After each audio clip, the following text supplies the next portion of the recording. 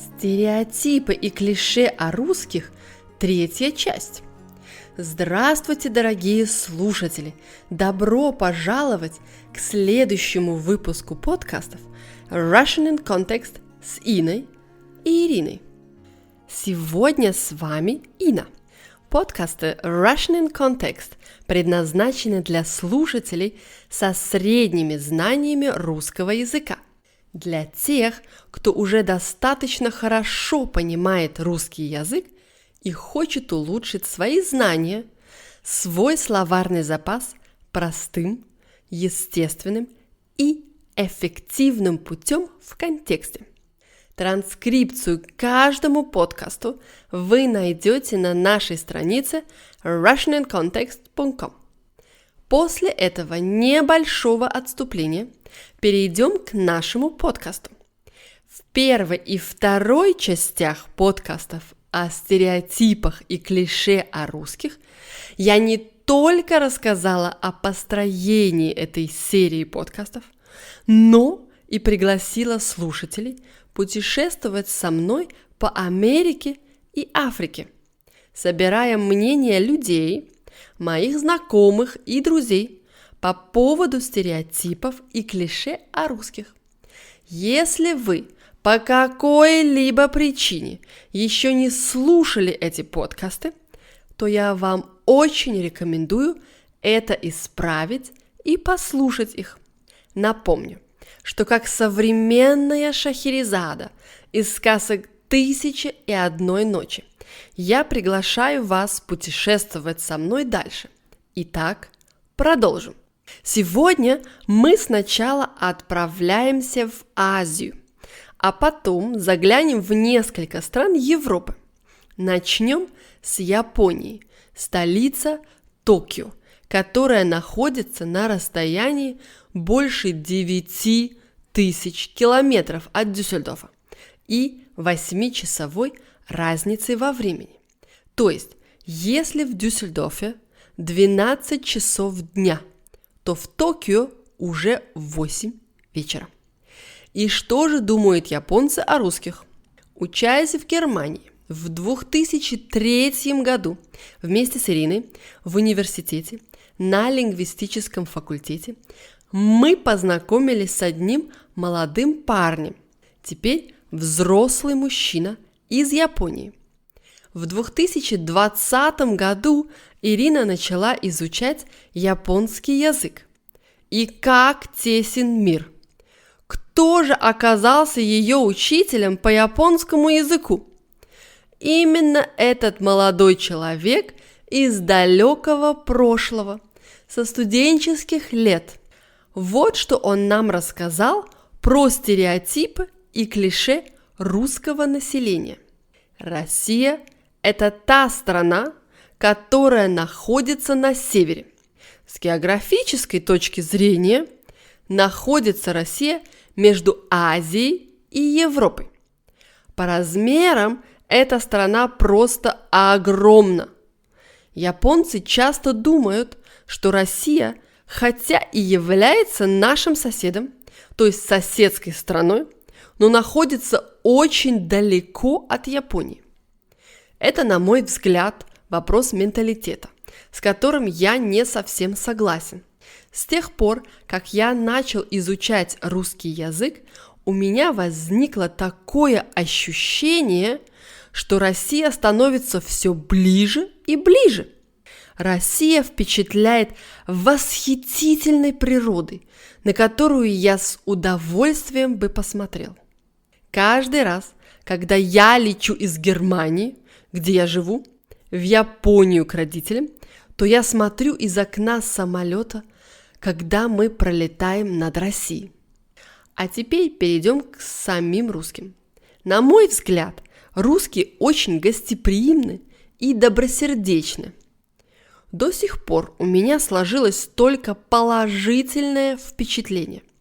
Если русские вас приглашают в гости, вас ожидает гора еды, то есть очень много пищи, иногда и спиртного. Русские пьют очень много водки, что, конечно же, распространяется не на всех. Небольшое отступление от меня. В этом наш рассказчик из Японии прав. Я вообще не употребляю спиртного, то есть являюсь исключением. Или я, может быть, неправильная русская? Да я шучу. Итак, я продолжу дальше рассказ нашего японского героя. У русских много приоритетов, особенно семья.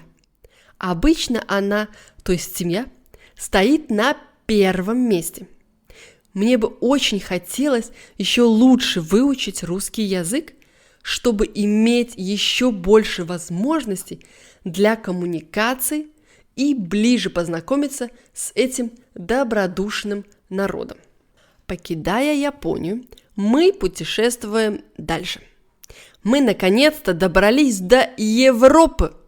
Первая страна, которую мы посетим, это Испания, со столицей Мадрид. Расстояние до Дюссельдорфа 1700 километров. Разницы во времени нет. Испанцы с севера думают, что русские очень холодные, у них такой покерфейс, что никогда не знаешь, о чем они думают. Также говорят, что женщины очень красивые, и на них все заглядываются.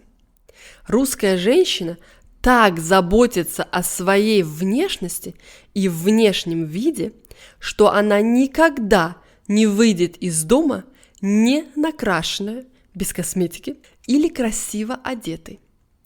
Моя испанская подруга может себе представить, что русские очень много работают, что они очень трудолюбивые и именно поэтому добиваются больших успехов.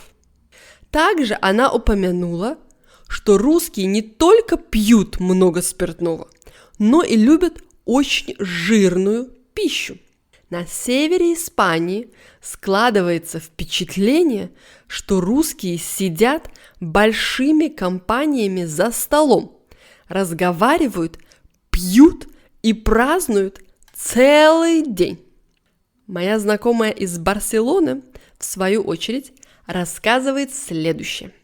Когда я была маленькой, мне казалось, что в России по улицам ходят белые медведи, потому что там всегда холодно. В Сибири люди только носят огромные вязаные шапки, валенки, теплые рукавицы и шубы. Все время они катаются на санках с собаками, которых зовут Лайка. После просмотров фильмов я думала, что русские каждый день пьют водку и едят икру. Русским не только нравится пить водку, но они ее пьют просто как воду, много и часто. У большинства русских дома всегда находится как минимум 1 бутылка водки, как говорится, в запасе. Большинство русских очень суеверны. Они верят в разные приметы. Эти привычки у них выработались уже с детства. Даже если они с возрастом в эти приметы, в это суеверие не верят, все равно сохраняют привычки. Например, перед большой поездкой русские присаживаются дома на несколько секунд на дорожку, чтобы поездка оказалась хорошей. Чтобы пожелать удачи, русские плюют 3 раза через левое плечо и стучат по дереву. Чаще всего русские не верят в это, что это как-то поможет, но они все равно это делают. Они стучат по дереву и плюют через левое плечо. Также русские верят, что четное число цветов, например, 2, 4, 6 или 8, принесет неудачу. И это количество цветов приносят только на кладбище или на похороны. В противоположном случае нечетное количество цветов, например, 1, 3, 5, 7 и так далее, дарятся на праздники и дни рождения. Что касается цветов, то русские верят, что желтые тюльпаны приносят разлуку. Историю этой приметы и о суевериях мы можем рассказать вам в одном из наших подкастов. Если вам интересна тема суеверия и приметы, дайте нам об этом знать в комментариях, либо по электронной почте. Испанская подруга из Мадрида думает следующее. На мой взгляд, русские очень серьезные люди с рождения, но очень добродушные, грациозные и прелестные по своей сути, по своему характеру. С другой стороны, я познакомилась на работе с одной девушкой из России, с Москвы. В начале нашего знакомства она всегда казалась очень серьезной и рассерженной, разгневанной.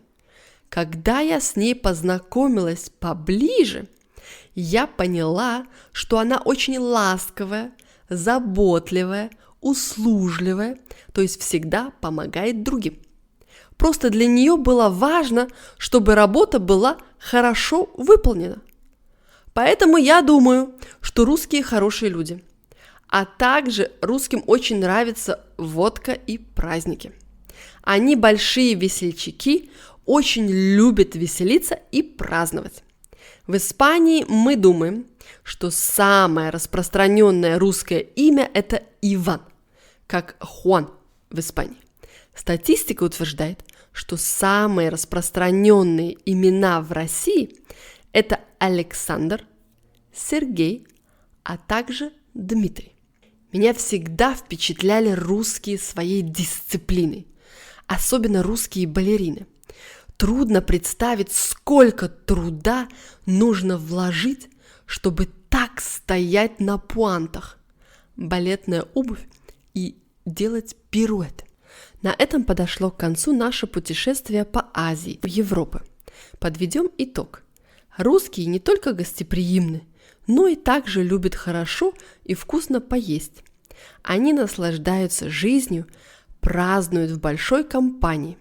Что касается работы, они трудолюбивы и дисциплинированы, что приводит их к большим успехам. Ну вот и подошел к концу этот подкаст.